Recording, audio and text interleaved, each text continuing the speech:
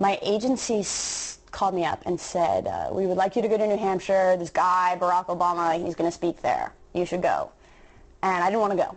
But they found someone to pay me. So I went, and I was expecting it to be boring. But New Hampshire is a very conservative place. So I was really kind of surprised by how much people were freaking out over him. I realized that this guy could actually, this could be something really important. So in Manchester, I called my agency and I said, I want to do the Obama campaign. When it first started out, there was basically 5 photographers at each event and a couple of reporters, and that was it. And that's all changed. It's different from when we're just climbing on the sides of walls to try and get cool angles and climbing up trees and just doing all sorts of weird stuff to try and get literally a different perspective on the campaign. And now it's become much more professional. South Carolina was the first time that people realized that he could do it to a large extent. And I mean, according to the paper, this is when the black community really started to realize that he could do it. And as a, American citizen, it was pretty cool to see, especially the older folks, react to him. These 85, 90-year-old black men and women realizing, the stuff that they have lived through in South Carolina and the things that they've fought for, and that they're old enough to now have a black candidate who could go all the way.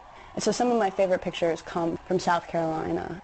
One of my favorites is a picture of 6 or 7 little girls in Dillon, South Carolina, and they are going completely psychotic over him. But it's just this moment where he comes out and they go nuts, kind of over the top. They've been really excited, then he came out and they saw him, and it's just like the looks on their faces, they're crazy. And then a lot of the pictures from the early days. There's one of the crowd reaching up to him in Austin, and he's walking along a catwalk, and you just see his feet and the people all reaching up to him that I really like. I'm interested in the reactions to him as much as I am to him. And then obviously you want moments, side moments, off moments, moments where he's kind of, things that are real, he's actually experiencing something, he's actually talking to someone, he's actually reacting.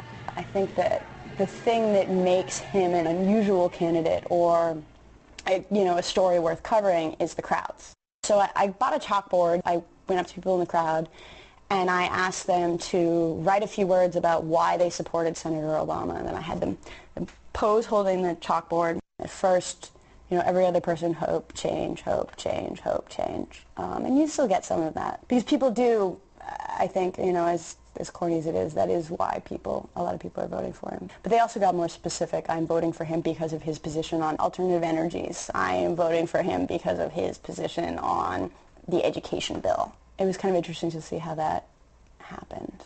This campaign has really taught me a lot about photography in a way that a lot of the other events that I have covered, you could rely on the event itself to make your pictures interesting. Anyone can make a picture at a funeral in Gaza. When you're doing 6 or 7 town halls a day, you're dependent on your skill as a photographer to make pictures, which has really made me a better photographer. I've changed the way I shoot to a large extent. I am just better than I was before. I can shoot the stories around the edges a little bit, the crowds of people, the buttons that they're wearing, their crazy outfits, or the people standing in the corner, the people peeking through the windows, the stuff kind of around the edges I find is how I keep myself entertained. I think these things around the edges are just a lot more interesting than guy with mic on stage giving speech, because again, everyone knows what Barack Obama looks like at this point. I may have heard the speech a million times, but they haven't. I may have seen him shake hundreds of thousands of hands, but they haven't. So their reactions are new and fresh, and that's what keeps us interesting, watching the people see him for the first time.